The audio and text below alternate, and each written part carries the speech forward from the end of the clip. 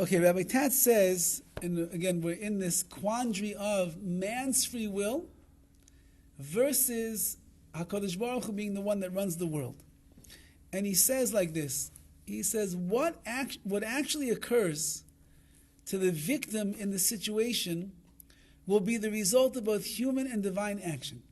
Now, we mentioned before that a human being apparently has enough power in his Bechira, in his free will, that he can put a person into a dangerous and perilous situation, even if it never was decreed by Hashem that's supposed to happen.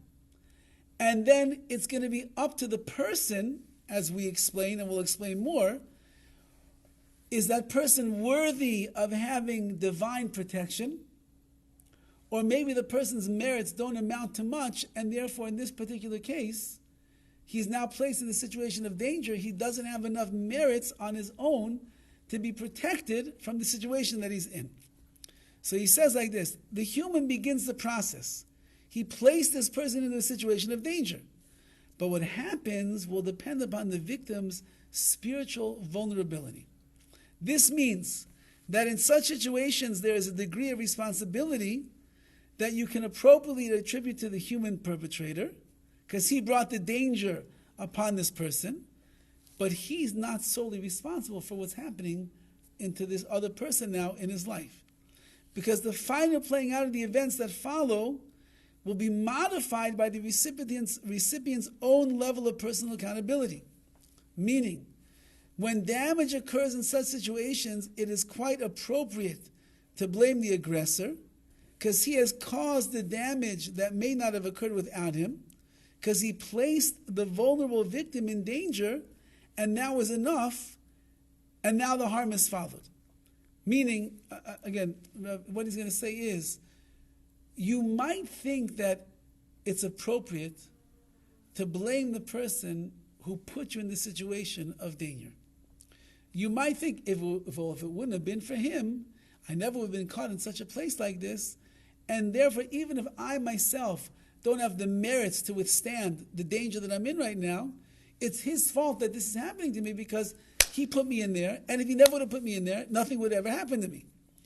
However, he says like this, when a person creates a situation of danger for another, the situation is going to invoke an appropriate decree, either protection or otherwise. So therefore, the victim cannot blame the perpetrator entirely for his damage.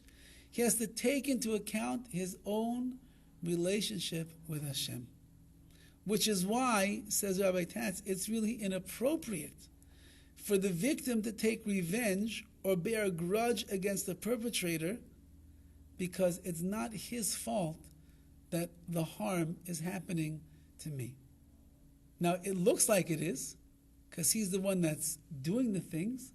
He's the one that's obviously hands-on affecting my life.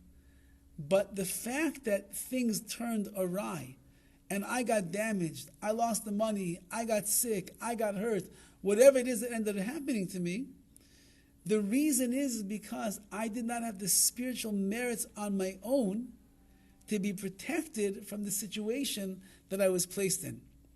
And therefore he writes, to go so far as to take revenge is inappropriate, because that would mistake the perpetrator for the full and final cause of the harm. And that's wrong. He's not the cause. He's not the full final cause of the harm. He just got the ball rolling. And he put me in front of HaKadosh Baruch Hu, and now Hashem has to decide. Do I deserve to be redeemed right now? Do I deserve to be saved right now? Can things turn around for me and therefore nothing bad is going to happen? Or I don't have enough spiritual merits on my own. I don't have enough money in the bank to pay for what I need right now to get myself out of this mess that I was thrust into.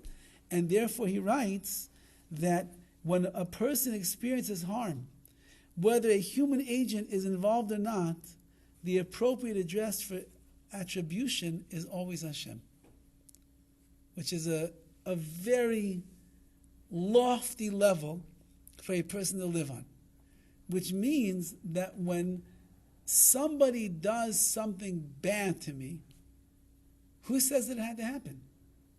There's a million ways that it could have been stopped. There's a million different things that could have happened in order to rescue me from the situation. I wasn't rescued. Things didn't change. The direction that this person was pushing me worked out that he pushed me in that direction. Why? Not because he has the strength on his own to ruin my life or do something like that. No. It's because HaKadosh Baruch Hu did not see within me enough merits to be able to garner the grace in the eyes of Hashem that he should stop the train from moving right now and push me into that situation. So the perpetrator has also got not enough points. What? The perpetrator also has not enough points. What do you mean? Because he's causing the damage. Yeah. He'll be guilty as well, and the victim locked out as well. Right, I mean, the perpetrator is going to be responsible because he used his own Bechira, his own free will to do something damaging to me. Guilty in what he did. He will be guilty for what he did. He will be guilty for what he did because he decided on his own to do that thing. But at the end of the day, right. Yeah, I know at the end of the day, but both of them get penalized. What do you mean by both of them get penalized? The victim's going to get hurt. Yes. And that's because he didn't have enough points to be saved. Okay. But the perpetrator is also going to be found guilty. Yes. Doing something because he didn't have enough points. He didn't have enough points for what? To be saved, you know. No, being sentenced to death for doing something to the victim. Okay. Well, meaning you're saying that, again, if I'm the perpetrator and I do something that my intention is to do something really bad to this person. Right. Now, the way that Rabbi Tass is describing it is that on my own, I don't have enough to be able to do the bad that I wanted to do. Because HaKadosh Baruch Hu has to make a decision, does the person deserve or not deserve? Right? And that's what he's saying. Let's go back to the case that the Or HaChaim is speaking about. The guy's pulling the trigger. So he's choosing with his own volition, his own free will, to pull the trigger to shoot the person. So he's going to be found guilty of But, right. But yet, if there would have been a different set of merits perhaps that I had on my own to save me from the bullet, so then the bullet would not have killed me. Right? So, but the person who's pulling the trigger, he's held accountable for that because he did the act. That's why that why when was he chosen? Because he didn't have not that he wasn't chosen, he chose to do it himself.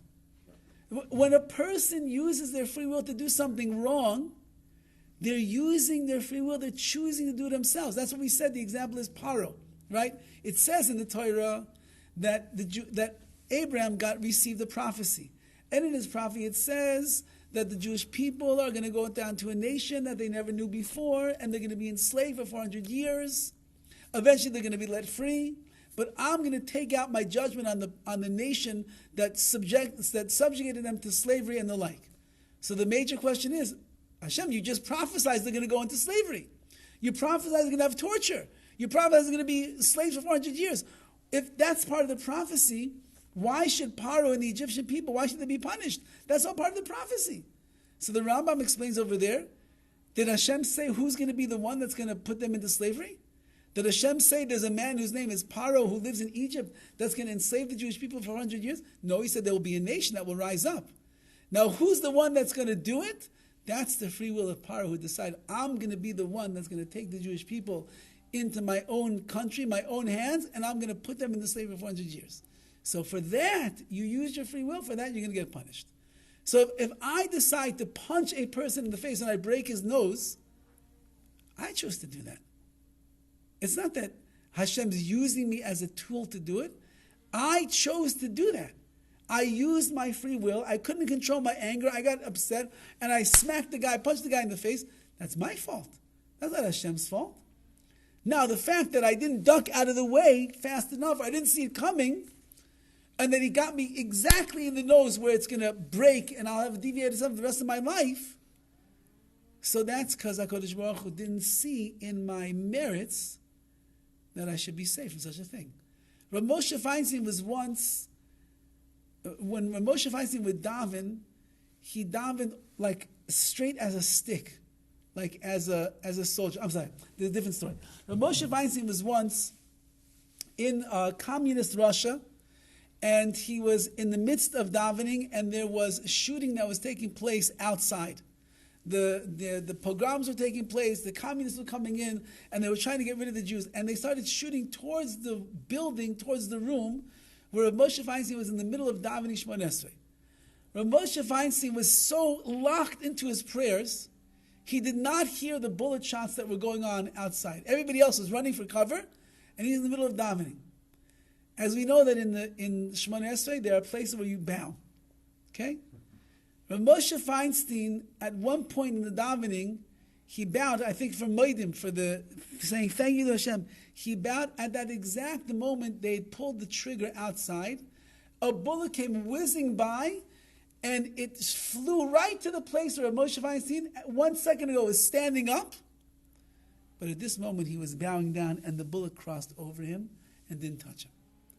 So there's someone there with a gun in his hand, using his Bechira to go and kill the Jewish people. But Moshe Feinstein had merits of his own, and the bullet missed him. So not all of us, none of us, are on the level of Moshe Feinstein that we can guarantee, so to speak, that Hashem will say, well, I'll just make it that you'll bow exactly at the right time. The bullet. So that's what he's saying over here. If somebody does something bad to you, that's his fault that he did something bad to you. But the result is up to Hashem. And therefore, if you have tinnitus, if you have complaints, and you're upset and you're angry about it, don't go to the guy himself. You got to go to Hashem. And therefore, he says, again, this is a very lofty level. The appropriate response is to look to one's own deficiency for not having deserved divine protection in the situation of danger. The appropriate focus should be on one's own spiritual status, not the aggressor's actions. The mature response, this is like the response of a tzaddik, of a righteous. This is more than mature. This is righteousness over here. He says, a person says to himself, had I been a better person, I would have merited divine protection. Not his fault. He did what he did. Now he's going to pay for that because he did what he did. But if I would be a more meritorious person, if Hashem would have looked at me and seen greater righteousness inside of me, greater merits that I have on my behalf, I would have had divine protection. The fact that I wasn't protected, it's on me, it's not on him. Steve, go ahead, That's tough to hear. It is. I just say, the perpetrator, he had Bechira. And Yes. But why did he have Bechira to do something bad? Because He did not have because that's the way that Bechira, that free will works. Free will works. Hashem said, I have to give you a choice. You would not have that Bechira. That's not where I'm struggling. That's not where I'm struggling. But maybe I'm struggling in the world of Lashon Hara, and therefore I'll say Lashon Hara about somebody, and that's my choice to say Lashon Hara. Now, if that person would, let's say, have more merits, perhaps on his behalf, my words would have been closed up in this room. Nobody else would have heard what I had to say. But because they didn't have merits on their own, the Lashon Hara escaped from the room, went from one person to another person. And next thing you know, the whole world on social media is talking about this particular person and what they did. So they didn't have the merits to be protected. So I wouldn't go and kill somebody. I'm not interested in killing people. But other people, their Bechira, their world of free will is, they're struggling with dark places in their life. And therefore they're choosing to do. Why? Because for whatever reason. They had a miserable childhood. They have an attribute of kas, of anger, that they never got control of all the days of their life. What? What's the punishment? That's their struggle in this world. If I was given a rotten character trait, that means that Hashem wants me to work on that all of my life to make it better. That's my personal struggle. Now, if I don't control it and I don't take care of it, I don't make it better, so then I'm held accountable for never taking. What? That is the victim. You could have also strove to. Yes, to make himself exactly. better. That's what he's saying. The whole world is Bechira. The whole world is Hashem gave you choices. Do good or do bad. Now someone decides to do bad and it has a negative effect on me. So that's what Taz is saying. The righteous man looks and he says, well, it's not really his fault. He has Bechira. That's what he did. But the fact that I was damaged as a result of it and I couldn't escape that damage, that's because I was not worthy of escaping the damage. Yeah, we're talking high levels over here, and we have more to see. Like he's going to start bringing down from the Rishonim, from the earlier commentaries, and later how they describe these things in the Torah outlook. We'll see. As Hashem.